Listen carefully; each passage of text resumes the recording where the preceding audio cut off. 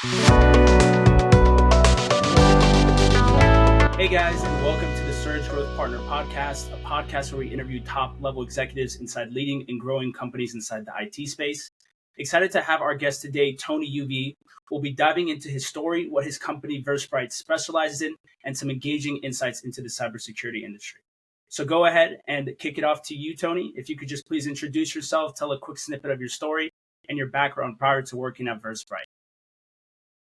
Well, ciao, Alessandro. Great to be here.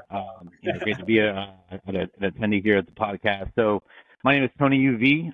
That is what I go by in the cybersecurity space. I am the founder and CEO of a company called Versprite. We are a global cybersecurity consulting firm based out of Atlanta, Georgia. I'm actually here looking at our lovely Buckhead office. We're just looking at a beautiful day here in Atlanta. We're a company that's known for hacking into people's systems and networks and overall companies so that they can find out what's wrong with their networks and applications and software products before they go to market or before maybe a bad guy finds out. So we've been doing this as a company for the past 16 years. I've been in IT and IS for about 27, going on to 28 years. So that's a little bit about me. Wow, you definitely got a lot of experience, man. I am curious as to, though, I like to ask the guests, how did you kind of stumble across cybersecurity, and what was it that maybe sparked that initial passion for you to go and create a company based around it? Let me take you back to 1998. I don't know if you were born then, but that was the year I was born. Okay, all right, perfect timing. So 1998, graduated Cornell, and it's the .com era. So anybody there that was technically sound as of some level, whether it be system computing or programming, you were being gobbled up by companies. So I graduated. I actually had a degree in international finance, believe it or not, from Cornell. And then I did some level of commercial real estate valuation work, but worked for a company that I transitioned where they wanted me as a system engineer. And the reason I got that, because you might be wondering, how the heck do you get into system engineering from doing commercial real estate valuations? Well, I did 4 years of working in a computer lab at Cornell. So that gave me a lot of exposure to just computer work. That was enough for me to be able to get in. And again, it was the .com era where if you had a pulse and you had some level of technical proficiency, you were given a shot.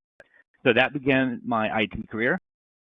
And then you fast forward a couple of years, I did a lot of things from like programming, network engineering, network administration, system administration, architecture, and then I got into security. I was working in a network operations center, and I transitioned into a security operations center for a company called SecureWorks, which back then was the largest privately held managed security service firm in the world. And they were out of Atlanta, and they're still out of Atlanta. And that started my cybersecurity space. Now, it's a space where every day you're basically humiliated because whatever you know yesterday doesn't count. It's a new day, new attacks, new threats, new evolving, what we call attack surfaces or technology that's always changing. So you're always having to play catch up, which is why I like it, right? It basically keeps you on the go. It's never stagnant, and unlike IT back then when I was still in IT was pretty boring. I mean, it was really just the same thing every single day. But I still really enjoyed it. But cybersecurity is just a different realm. And there's also that element of, the criminal aspect, right? Nefarious actions on people's networks and trying to hack into information and that cloak and dagger type lifestyle. So. Yeah, no, definitely. I mean, I think I see a common reoccurring theme, and I've mentioned it, is that, everybody, it's not like you find cybersecurity kind of finds you, right? And right. I think, it's almost nice to be able to fight the good fight. We are the good guys, obviously trying to keep the bad guys out. And so I think there's a lot of, respect that I have for people in cybersecurity, because at the end of the day, we are doing, we're the security behind big corporations, trying to make sure that they stay safe, their reputation, and so exactly. I think that's definitely commendable as well. I did have some questions in terms of, some trends that maybe you're seeing. You've been inside the industry probably since its inception. So in terms of where you see that we're going in the next 12 months, where are the winds kind of blowing? What would you say some topics that you're seeing a lot, or something that maybe you think needs to be brought to the attention of the viewers? Yeah, absolutely. That's a great question. It's actually perfect timing because we're closing in towards the end of the year in 2023. And obviously, it's been a crazy year in terms of wars going on in the world today, geopolitics, geopolitical issues overall, compared to just before the pandemic have been spiking, right? There's a lot of factional groups, around the world. And you might be asking, what does that have to do with cybersecurity? Well, there's a lot of motivations and things that spill out of war. Today, information really fuels a lot of intel in war, and there's a lot of infrastructure. There's a lot of communication, and there's a lot of covert channels that are oftentimes in plain sight. So for that reason, cybersecurity is forever most important right now more than ever. So some trends that we have are actually manifested in a report that we have every year at Versprite called Envisions. You can Google Versprite Envisions, check it out. We have a new one that's coming out around January, and what it does is it kind of foreshadows what's going to be the thing to look out for businesses that want to be able to think about how is the world's changing geopolitical risk landscape affecting my industry in manufacturing and financial services and healthcare and product manufacturing, et cetera. To answer your question, Alessandro, we have some evolving threat patterns that relates to misinformation campaigns as one example, right, at both the consumer and commercial level. There is a lot of gaslighting or false propaganda that's actually happening for the purposes of dividing societies or kind of reshaping views. They want to be able to taint the integrity of different entities or individuals, right? So past couple of years, there's a type of attack called doxing, right? DOXXING, which is basically how to put someone in a bad light, right? It usually happens to people of influence, maybe celebrities, so that you can compromise their accounts and things like that. Going beyond the actual attack is the trend of affecting the integrity of something, whether it be an institution, a product, a government, or an individual. So those are some of the things that we're seeing is a lot of psyops, a lot of psychological warfare, a lot of misinformation campaigns. We see a lot today as news agencies become more heavily aligned to different political groups, a lot of foreign interest groups. And so it's hard to differentiate what is real, what's fact and fiction. You add the element of AI, you add the element of deep fakes, right? So deep fakes are a type of technology that first got roots in the movie industry, right? As a way to be able to say, let's say, this good-looking guy here, Alessandro Cutri, wants to be able to be the front runner for an episode on Game of Thrones. So with deep fakes, you can actually make, Jon Snow to be you, right? By just simply, using that technology. Well, that technology today is actually being able to perpetrate voice and our video and likeness. I mean, there's plenty of different examples that we've seen online where the likeness of individuals are being basically manifested through this software, right? Deepfake technology. Now, how does this come into play in terms of cybersecurity?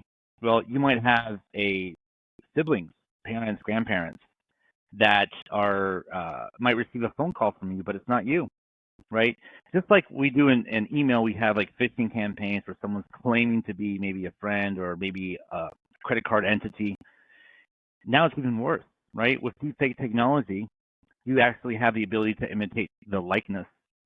And most importantly, what's happening a lot right now is these vishing with a V, vishing phone calls that are imitating, the voice of someone that the target victim knows.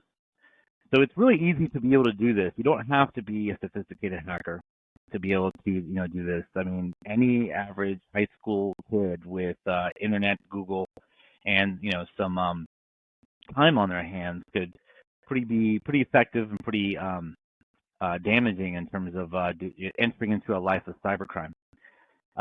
But beyond that, the overall, as we say in the industry, the attack surface is at the endpoint, right? People after the pandemic are working from home.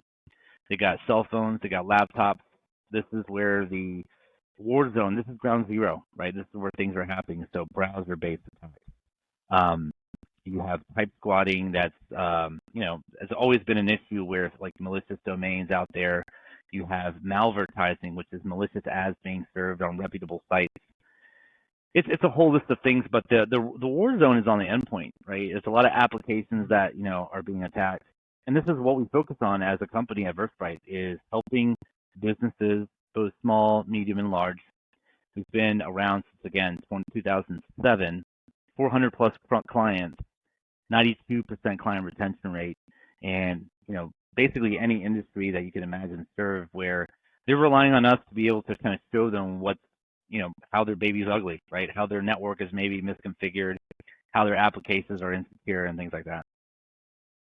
Yeah, that's awesome, man. You bring up so many good points, and had me thinking about a couple of different things as you were speaking. Just like those deep fakes that you were talking about, I've seen a big spike in them, especially when it comes to selling products. You'll have celebrities that are that they'll be running ads, and they have celebrities that are mimicking or endorsing this type of company, Right. which they've never endorsed before, right? I think there was a famous one of like Joe Rogan endorsing this one type of product, and them getting exposed for it, but people are falling for it because it's not, it's so real, right? It looks so real, and the technology that's coming out today, it's kind of scary in terms of what is going to be like in the next 5 years. It's like, imagine the technology that they're going to be using within the next 5 years. So absolutely.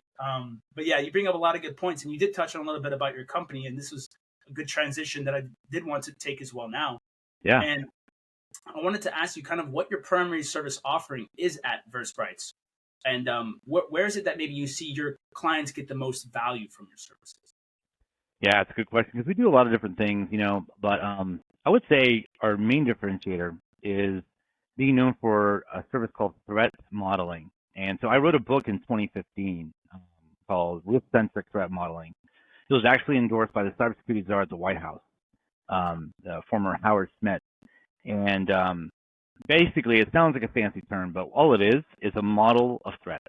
So a lot of companies, especially product companies, right, they're trying to figure out what is the model of threats that my, you name it, like set-top, TV device box, or my network area storage cloud device, has in terms of possible threats. So companies come to us and they say, can you try to, break into our systems? And what they're really interested in as well is for us to be able to build a product threat model against their system, and to be able to attack it, to say, we build a model of threats, and we're also going to attack it, to look at the viability of the threats, right? One thing I got to say in cybersecurity, I mean, we've been at this for quite some time. There's a lot of fear mongering, or to put it in a metaphorical representation of that movie Chicken Little, there's a lot of chicken littling happening, where it's like, hey, the sky is falling, the sky is falling.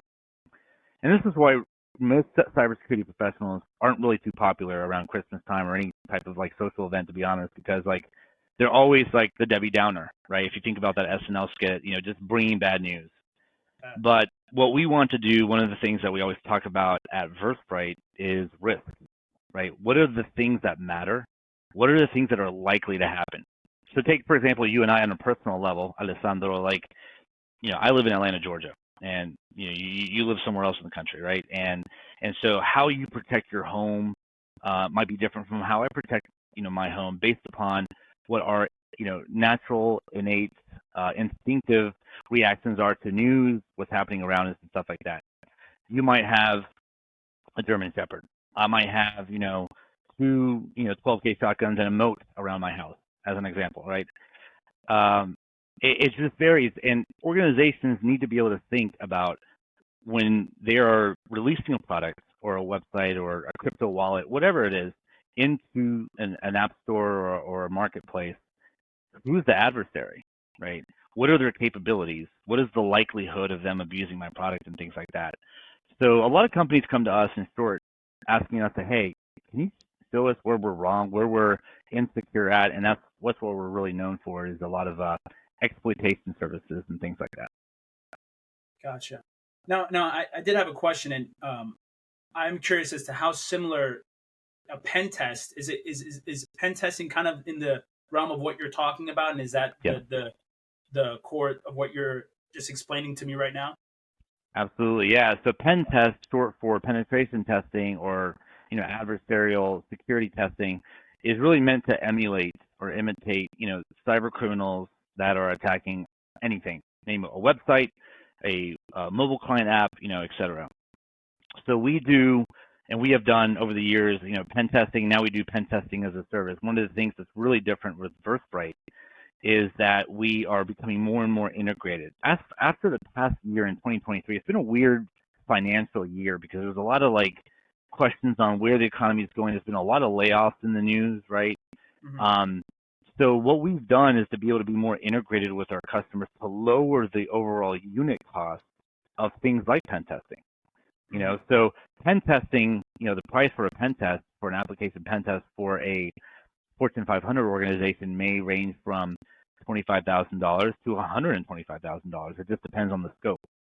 But yeah, you're spot on. One of the things that we do very well, in fact, we've had a customer say that they kind of look at us as the white glove of pen testing because we do a lot of manual exploitation techniques. As compared to, the market, oftentimes will just simply have an application or a product, right, attack your application. So that's called more automated pen testing. Gotcha. Oh, that's interesting. And I know you did touch a little bit on some of the challenges that your clients we'll say clients are facing before they start working with you. But if you can maybe highlight some of those main challenges that people are maybe facing before they start working with you guys, and how is it that you kind of help them overcome those? The main challenges in cybersecurity for a lot of companies, whether they be an SMB or a mid-cap or Fortune 1000, Fortune 500, is that there's a lack of resources in cybersecurity, right? There's not enough talent out there, and also there's not enough. There's too much information, right? So, take an example of. I was just thinking about the international payroll processor ADP. So they're known as to be a market leader for payroll software, right? Payroll services at a global level, right? Multinational company, thousands of employees, and they have so many different products within their company that they have B2B to their customers. The challenge that any company has is that there's not enough time and there's too many products to test. There's not enough resources. And when it comes to defense, because we've been talking a lot about offense with pen testing and things like that, but when it comes to defense, you're relying on information to tell you what's going on. We've seen in the past couple of weeks some serious hacks. Caesars in Vegas, MGM, Vegas, Sony hack.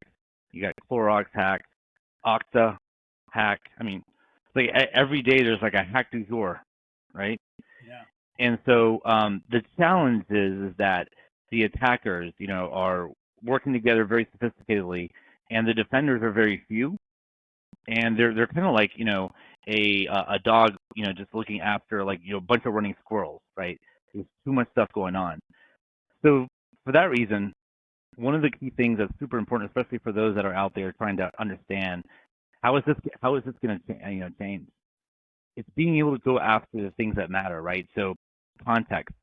There's a lot of information that systems, firewalls, cloud components, laptops, mobile devices that are, they're sending information, they're logging alerts, and it's just completely just overwhelming humans and human teams in operations. The sciences are getting better, and there's a lot of correlation engines that are doing a better job. But there needs to be able to be automation playbooks. So, in one simple thing, point, automation is definitely going to be a key game changer in cybersecurity, beginning this year, going into the next 10 years for sure.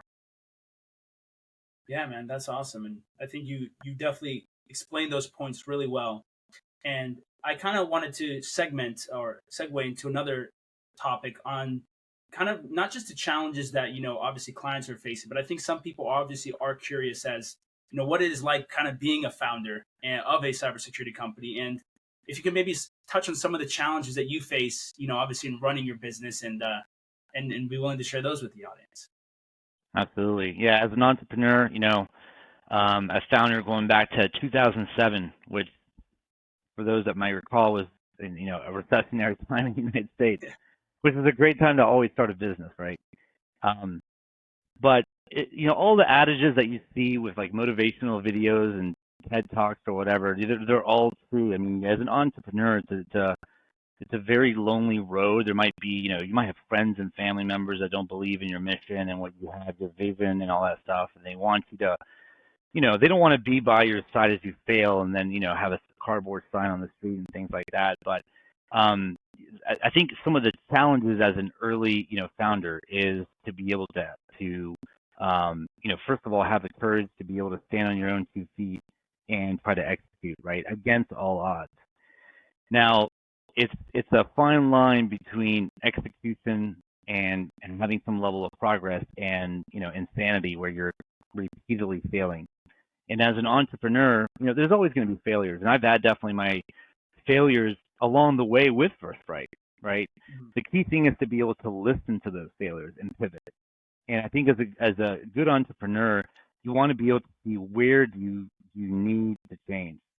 One of my things that I still is my cardinal rule is to never get comfortable. Never get comfortable. And I mean, in anything you do, whether it be fitness or your daily regimen for being an entrepreneur, don't think if you've closed $1 million deal, forget about it instantly. Don't even celebrate it. Like, go on to the next one, right? Focus on always being able to improve operational excellence. From a cybersecurity standpoint, we're always looking to improve like ways that we can increase automation in what we do, increase threat intel gathering for our customers, ways that we can help our clients to be more proactive versus reactive. But overall, as an entrepreneur, I mean, the journey can be, oftentimes very difficult. My key advice there is to be able to, never be comfortable. In fact, I'll share a story with you really quick. Mm-hmm. So during the very early year and a half at Versprite, everything was going really well. I started the company after being let go from a Fortune 50 organization. And I mean, against total opposition from every friend, family member you can think of, right? I still, doubled down, and I was a road warrior, and I found my first threat modeling of all the things in cybersecurity in 2007. Threat modeling, I'll tell you, was not the most popular thing, but it was my very first engagement. It was very interesting because 8 years later, I would write a book on threat modeling. So anyway, fast forward, I took a car, my old Honda, and I would drive it, from Georgia to South Carolina for this on-site engagement. And my office, my bedroom, my war room, everything was a room that I rented from Craigslist. Okay, my office was an inflatable mattress that I got, and I got so many of these stories where it's just like trying to just grind and get by, and crazy stories all along the way. Needless to say, Craigslist has a lot of weird, possibilities of business risk. Let's just say it that way, okay? But in any case, fast forward, things were going really good for about 9 months. And then there was like a slow in demand. And I was getting comfortable, right? I was getting comfortable, and I didn't see unexpected business demand changes. I didn't plant enough seeds, right? So I had to pivot.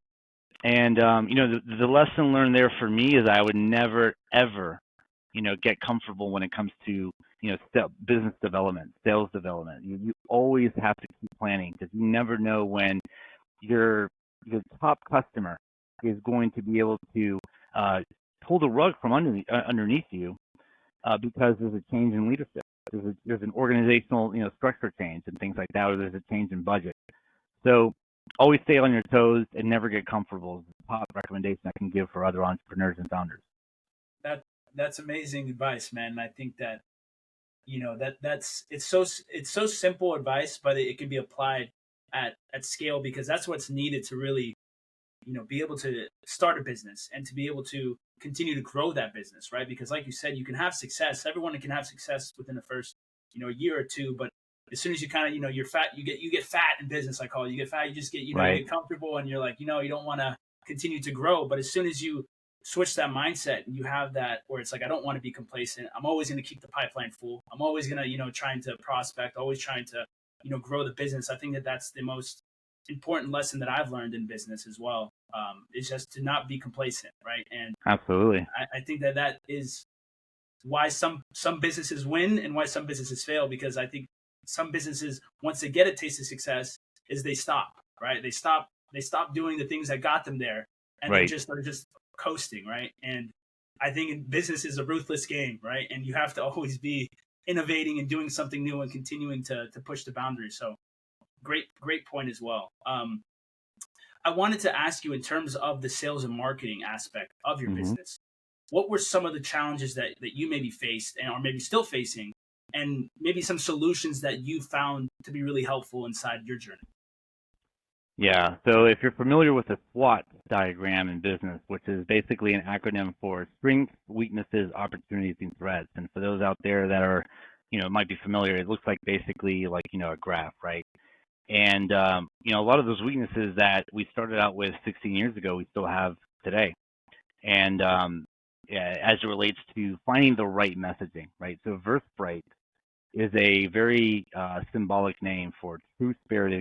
It's true. Ver is the stem in Latin for truth, and sprite is a Greek derivative for. Sprite actually means spirit in Greek. So Versprite. So we wanted to come up with something authentic. Now, anyone that's dealt with sales and marketing people, and I don't want to basically villainize, sales and marketing people out there, but oftentimes there is a level of exaggeration, posturing in terms of messaging, whether it comes down to product sales or service sales and things like that. So being able to find effective messaging that represents the culture and the values of the company, that's the hardest thing. So that's the hardest thing, and it's still hard, right? Because we don't want to be like everyone else, and we're not like everyone else. We want to be able to show that we really subscribe to a acronym that we picked up from Google, which they basically have something that's called an EAT. You want to be an expert, you want to be authoritative, and you want to be able to be trustworthy, right? So in everything that we do, and I tell this, to the company all the time, whether it be we're writing a client email as a follow-up to an engagement, or we're having our client success manager, see how an engagement went, or we're doing, some pre-sales work or, post-sales work. We always want to be eating, right? We always want to be an expert, authoritative, and trustworthy. So we know what the mantra is. It's about being able to develop that, organic, genuine content where we're educating. In this day and age where you have AI basically writing a lot of marketing emails, right, for a lot of companies, and being able to provide, it's very tempting to be able to basically, get on some of those public LLMs, learning language models, and have it create an awesome sales pitch. But it's not real. It's not us. So we've built this business on relationships, and relationship businesses are hard, right? You spend a lot of time building relationships, and then something can happen to that relationship in terms of they get let go, right? There's someone else that gets brought in. So some of the challenges is authenticity, right? How do you come out with content strategies and a content pipeline that's authentic, that fulfills the EAT method, and how do you scale that model, right? And so I think we've done a better job. We've invested a lot in marketing. We've redone our website. We've redone our SEO optimization. In the 16 years of business, we've actually never had internet leads. Now we're actually getting internet leads trickle in. So believe it or not, most of our business has been word of mouth. I would say like 95% of our 400 plus customers worldwide have been, through word of mouth, right? Executives at a C-level being able to say, hey, you got to check these guys out because these guys mean business and they're true with what they're doing. That's amazing. I mean, I think that's a testament. Whenever I hear companies done so well off of word of mouth marketing, I'm like, well, they probably have a great product and they have a lot of happy customers because, to be able to just spread that much by word of mouth, it means that you're doing something right. So that's amazing, and hats off to you as well. It's really hats off to the collective, Versprite family. We call ourselves a guild, like the Mandalorian, the Mandalorian Guild. There's a lot of different, players. We have a DevSecOps team that's focusing on automation. We have a offensive team that I consider, that those are our hackers, right? We have our threat intel group that there are cyber sleuths, playing detectives. We have our integrated risk management professionals that are focusing on understanding, the business impact of cyber.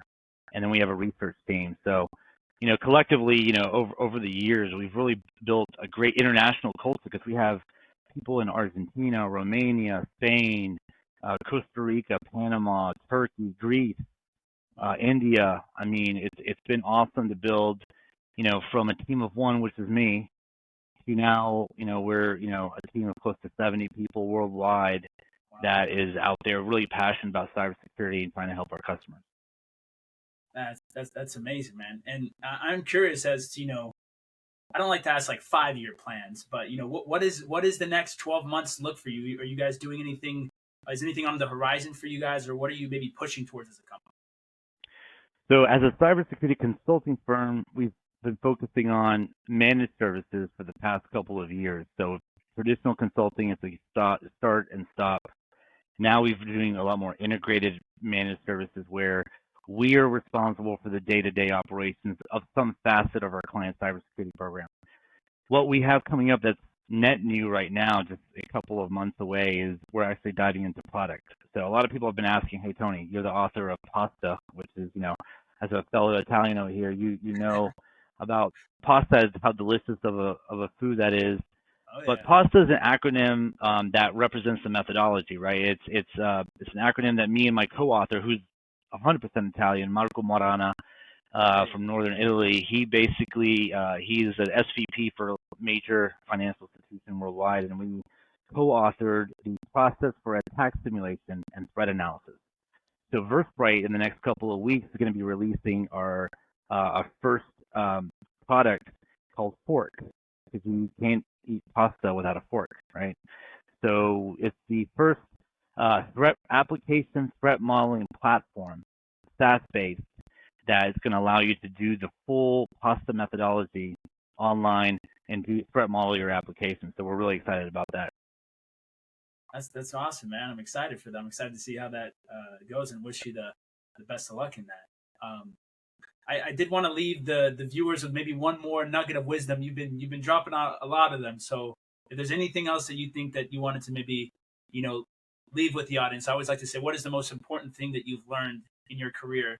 And any advice to anyone pursuing maybe building a business, or even just in the corporate world trying to better themselves? Wow, it's a loaded question. I got to go with, I would say my compounded answer would be this. It's important that you're authentic with yourself in terms of what your dreams are with respect to what you want to get accomplished, right? A lot of people get into being an entrepreneur because they're focusing on dollars, and bills and being rich and stuff like that. The more you think about money, the less you're going to get. The more you think about your passions, then everything else will fall in place, right? So you got to think about what are your passions, and what is the vision that you have to be able to build, a result or an end goal to that passion. And you'll find out, over time that your end goal will lead to other, it'll branch out into other goals. Mm-hmm. So, starting out as someone that was let go from a Fortune 50 and having to go through the options of like, okay, do I go back then it was monster.com and dice.com, right? All these job boards. Or starting something that I was already burning inside me of like, I could do a better job, right? Authentic cybersecurity. Fast forward to today, the opportunities that the company has given to multiple different, people around the world. We've had people that have been trying to get into the space, we've given them a shot, we've mentored them, some of them have stayed, some of them have gone on and do great things, which is phenomenal. It's part of being able to see the bigger picture of life, right? As an entrepreneur, you have a dream of product development, go-to-market strategies, and building out a name brand, and that's great.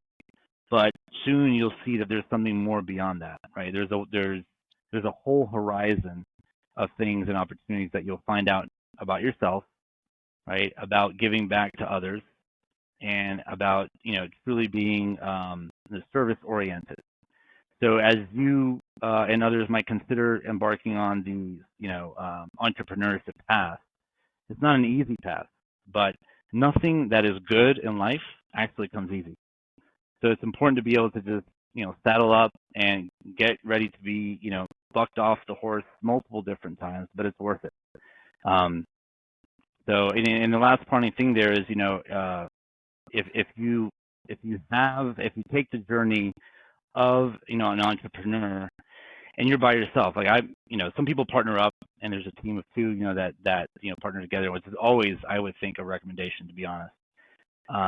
For me, what I think grounded me along the ways is, and again, I've made a lot of failures in both how I've managed and how I've executed, but the key thing is to always learn from that, so to be humble. And I think the thing that keeps me particularly humble is to be able to have, my faith, to be able to say, hey, you know what, how did I do today? Beyond the dollars and cents, beyond the actual contracts or new SOWs or whatever, right? That's all practical stuff.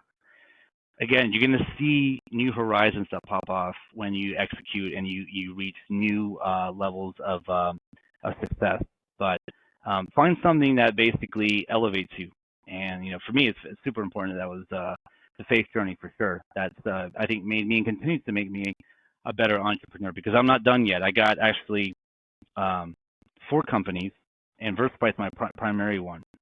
So, I'm just beginning. So this is, it's almost like a renaissance period, where I feel reinvigorated and, feel like youth is, set me back 20 years. So I might not look at it. I got some grace, going in here, but, I'm still super excited. Man. You're fine. Exactly. Grazie. That's awesome, man. You gave a lot of great advice, and I hope, people, if you are listening, you do implement that, because I think it definitely resonates with myself, starting my own company, building and being in that type of mindset as well. I'm sure everything evolves, right? And I think you just bring up a lot of good points, and I definitely think there's a lot of nuggets of wisdom in there. So I appreciate you, man, for coming on and sharing your story, sharing about what your company does. I'm going to obviously include your LinkedIn bio and your company website inside the description. But is there any other ways that is a good way to contact you if someone is listening to this and wants to maybe get a hold of you or talk to you about engagement with your company? Yeah, absolutely. I mean, Versprite.com, there's a contact page for sure. And then, off LinkedIn too, I go by Tony UV there. If you want to see a lot of the videos that I've done in terms of educating on cybersecurity, threat modeling, you can Google Tony UV and threat modeling. See a lot of stuff there. Twitter, I'm on X, or Twitter. So T0NYUV. And then, happy to answer any questions, commentary from the audiences going forward. So, grazie mille for having me on, Alessandro. Much appreciated. Tony, thank you for coming on, and I hope you have a great rest of your day. If you guys enjoyed this podcast, please make sure to like, subscribe, and comment for more. Thank you so much. Thanks so much. Take care.